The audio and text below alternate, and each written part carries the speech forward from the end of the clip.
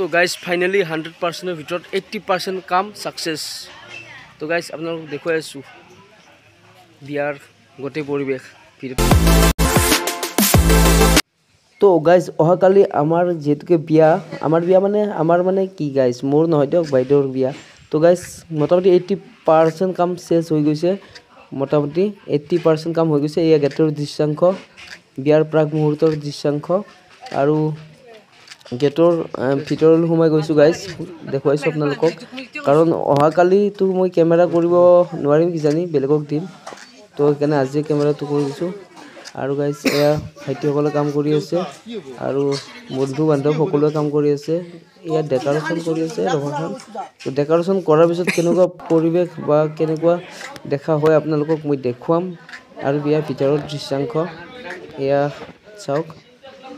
ইয়াতে মানে মোটামুটি সকলোৱে কাম কৰি আছে, লাগি ভাগি আছে। আৰু ওচৰৰ খুৰী বাইদেউ জেঠীমা সকলোৱে কাম কৰি আছে। আৰু ইয়াতে আমাৰ কাজিঘৰ মানে ৰান্ধনী, একদম ৰান্ধনী গঁৰালত এনেকৈ মানে মাছ ভাজি আছে আজি। এনেকৈ চলি আছে আমাৰ মানে বিয়াৰ কাম কাজবোৰ।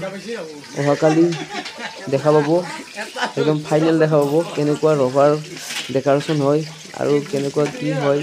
অহাকালি মানে গোটেই ভিডিঅ' ফুল ভিডিঅ' আহি যাব। এতিয়া জাষ্ট এটা ভিডিঅ' এনে শ্বুট কৰিলোঁ গাইজ, কাৰণ অহাকালি সময় নাপামেই। কাৰণ যিহেতুকে মেনেজমেণ্ট মোৰ ওপৰত গোটেইখিনি, এতিয়া সময় পোৱা নাই, তথাপিতো এটা সময় উলিয়াইছোঁ। আৰু ইয়াতে 100জন কেপাচিটি কৰিছোঁ গাইজ, 100জন কেপাচিটি হ'লে হৈ যাব।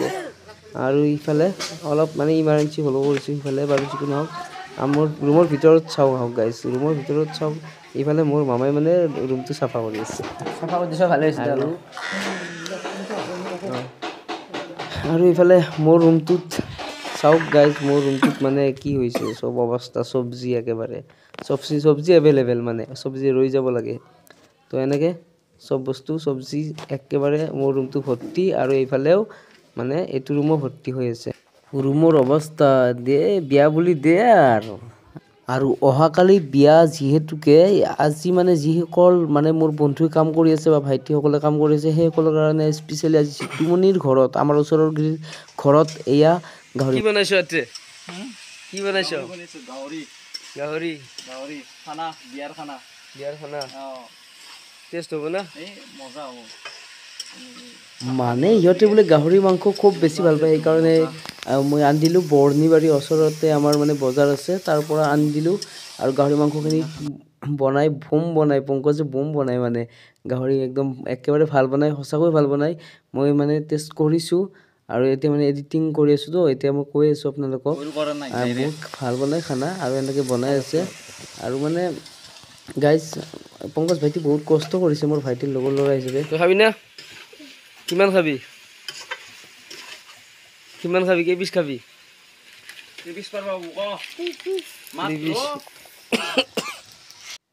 আৰু এইজন হ'ল মোৰ পাৰ্টনাৰৰ ল'ৰা জিতুমণি। আৰু জিতুমণিৰ ঘৰতে গাহৰি মাংসটো মোৰ বনোৱা হৈছে, যিহেতুকে মানে আমাৰ পৰ্ব আহিছে, তাত গাহৰি মাংস মানে ৰান্ধিব নোৱাৰোঁ আমি। মানে গাহৰি মাংসটো আমি এক্সট্ৰা জেগাতে ৰান্ধোঁ আৰু এক্সট্ৰা জেগাত সকলোৱে খাওঁ। কিন্তু আমি এনেকৈ মানে বিয়াস্থলীত মানে বৰ প্ৰব্লেমটো, সেইকাৰণে ইয়াতে বনালোঁ। আৰু ইফালেও মানে গাহৰি বনাই চাই আছে এনেকৈ। আৰু পংকজ ভাইটিক বহুত বেছি ধন্যবাদ দিছোঁ। আৰু নিজৰ ভাইটিৰ দৰে মৰম লাগি গৈছে ইয়াক, মানে ইমান বেছি মানে নিজৰ বায়েকৰ বিয়া, মানে এনেকুৱা মানে ইমান মানে কষ্ট কৰিছে। আৰু মানে এনেকৈ মানে আৰু বহুত বেছি ভাল পায়। বন্ধু হ'লে এনেকুৱা বন্ধু হ'ব লাগে। তো গাইজ আৰু ফাইনেলি 70% মণ্ডপ হৈ গ'ল।